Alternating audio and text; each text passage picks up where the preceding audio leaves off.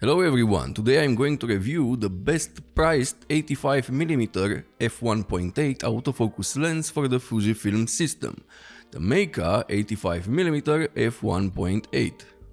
For those of you new to the channel, my name is Andrei Dima. I'm a professional travel photographer and video maker. I make mostly Fujifilm videos, so subscribe and check out my other reviews. I just can't believe this lens costs only $200 and in some stores even less. This lens for the price really pushes the bar, because spoiler alert, it is quite good and it has autofocus. There was a time when budget lenses came out as often as more pricey ones. I am happy to see, since Fujifilm opened their mouth to third-party manufacturers, some really nice budget lenses were released. But how does this lens perform? Let's start with build quality. The Meike 85mm f1.8 is made from plastic, decent quality plastic. For the price, I'm okay with the build quality. It reminds me of Sigma and Tamron lenses made for DSLRs. The lens hood is nice, it has better quality than some very expensive modern lenses. Same with the lens cap. The front of the lens has a glossy finish and the mount is metal. Again, for a lens that costs only $200, I was expecting the mount to be plastic.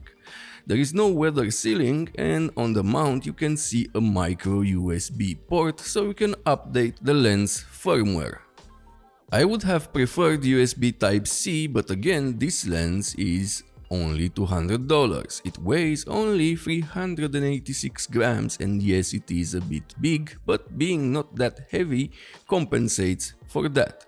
The filter size is 67mm, the lens structure is 9 elements in 6 groups, and the minimum focus distance is 85 centimeters. I know, not the best, but decent enough.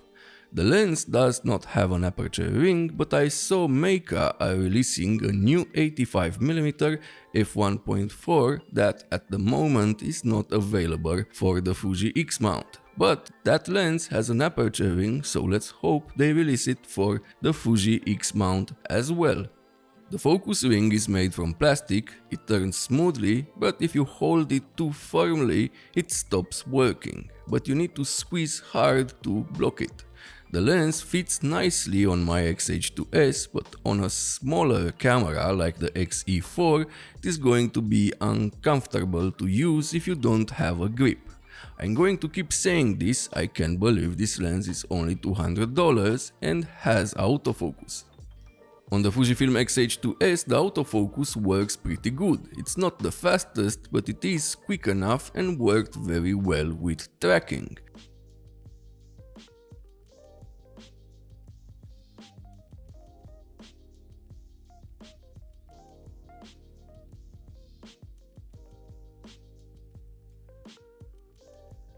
When it comes to video, the lens has a bit of focus breathing, but there are more expensive lenses that perform worse. In video mode, the autofocus is just decent. It jumps a bit sometimes before nailing focus, but this can be improved via firmware updates. It's a nice lens to use in low light for video to isolate your subject and get some compression. 85mm gives you a very nice reach.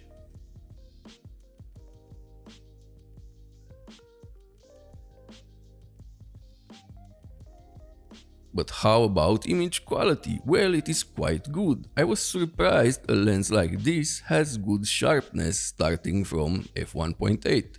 The contrast is not very good, but the sharpness in the center is pretty good.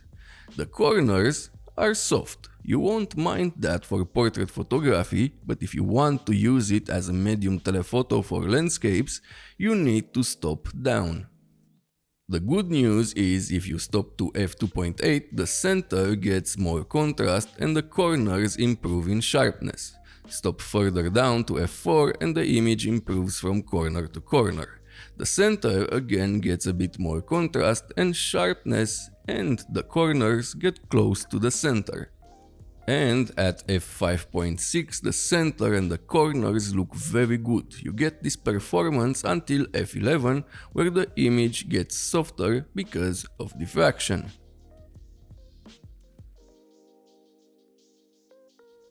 That is a good performance for $200, but the lens suffers from chromatic aberrations at f1.8 as you can see here, but when you stop down to f2.8 they go away.